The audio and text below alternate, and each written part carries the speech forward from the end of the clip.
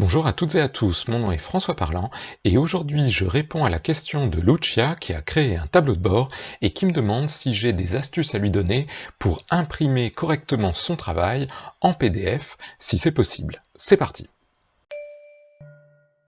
Dans le tableau de bord que voici, il y a beaucoup de choses, mais regardez, quand on va imprimer en PDF, je suis pas sûr qu'on ait besoin d'avoir la petite aide ici qui nous dise de choisir quelque chose, puisque évidemment on ne pourra pas choisir. Je vous propose de faire un clic droit sur les éléments que vous ne voulez pas imprimer, aller dans Taille et Propriétés, ça va vous ouvrir la petite liste sur le côté, vous pouvez l'agrandir si jamais vous n'y voyez pas très bien, mais ce qui m'intéresse moi, c'est la case à cocher qui est là.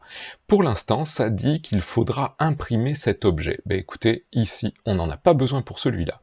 Alors vous me direz, on pourrait aussi enlever les liens. Si on imprime sur papier, vous avez bien raison. Par contre, si c'est en PDF, ben j'ai peut-être envie que les gens puissent cliquer pour aller sur la chaîne YouTube ou mon lien LinkedIn, donc je vais le garder.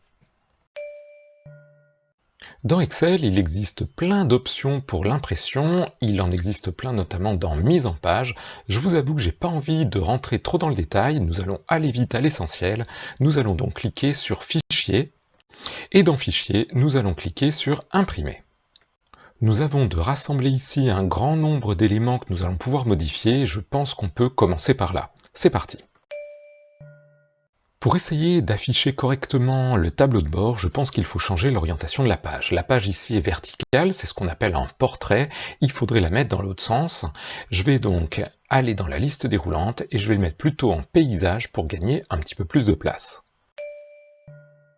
Maintenant, je vais m'occuper de la taille des marges. Vu que j'aimerais gagner un peu de place, je vais déplier les marges et je vais peut-être prendre étroite pour gagner encore un petit peu d'espace.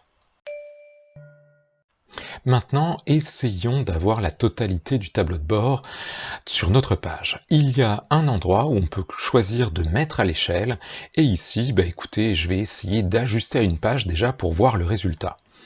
Qu'est-ce que ça donne? Écoutez, c'est pas plus mal. Excel a regardé ce qui était le plus grand, soit les colonnes, soit les lignes, et a essayé de tout faire rentrer sur une seule page. En fonction de vos besoins, n'hésitez pas à tester les autres options, ajuster en largeur au niveau des colonnes ou en hauteur au niveau des lignes. Toutefois, j'aimerais encore rajouter un certain nombre d'éléments. Par exemple, j'aimerais dire à quelle date ce document a été imprimé pour qu'on sache si ce n'est pas quelque chose qui est un petit peu trop vieux. J'aimerais ajouter le nombre de pages, voire même la combienième page nous en sommes et combien il y en a au total. Ici, on devrait avoir 1 sur 1 pour bien montrer aux gens qu'ils ont la totalité du document et qu'il ne manque pas une page. On pourrait rajouter qui l'a imprimé et où se trouve le dossier ou le fichier. C'est assez important pour les gens qui, par exemple, ont des choses sur des serveurs et qui, des fois, perdent du temps à retrouver « mais quel fichier où est-ce qu'il se trouve ?» On pourrait leur mettre l'adresse en entier. Je vous montre comment faire ça, c'est dans Mise en page.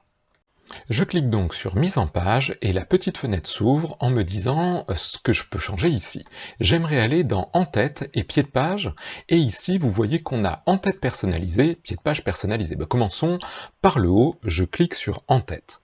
J'ai les trois zones, la zone de gauche, la zone centrale et la zone de droite, et j'ai plein d'icônes où je peux mettre un certain nombre de choses. Par exemple, ici, j'aimerais bien mettre, je sais pas, tiens, l'endroit, le nom du fichier. Ici, je mets donc le nom du fichier, je peux aussi le sélectionner et modifier un petit peu la police. Par exemple, j'aimerais que ce soit un peu plus grand, je vais le mettre peut-être, hop, en 20, on va bien le voir. Et ensuite, on pourrait changer un petit peu la couleur si vous en avez envie, et pourquoi pas la police. Je fais OK, j'aurai donc le nom de fichier en haut à gauche. Au milieu, je ne sais pas ce que vous voulez mettre. Ici, par exemple, j'aimerais bien mettre, tiens, que c'est François Parlant qui a fait l'impression. Bon, je sais, c'était déjà écrit dans le fichier. Vous pourriez changer aussi la police si ça vous plaît. Je fais OK. Et maintenant, j'aimerais m'occuper du bas. En bas, qu'est-ce que j'aimerais mettre à gauche? Écoutez, je sais pas. Je vais peut-être mettre, tiens, la date à laquelle on a imprimé le fichier.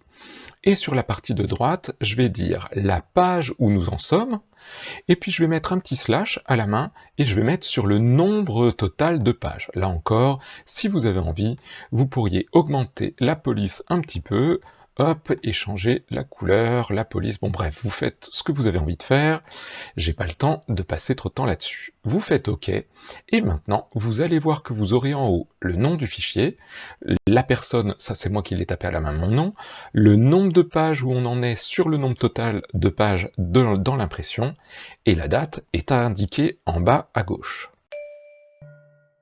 Nous avons terminé pour l'instant dans cette partie-là, mais regardez en bas, j'aimerais bien imprimer peut-être 2 ou 3 lignes en noir pour avoir vraiment une bordure noire autour de mon tableau.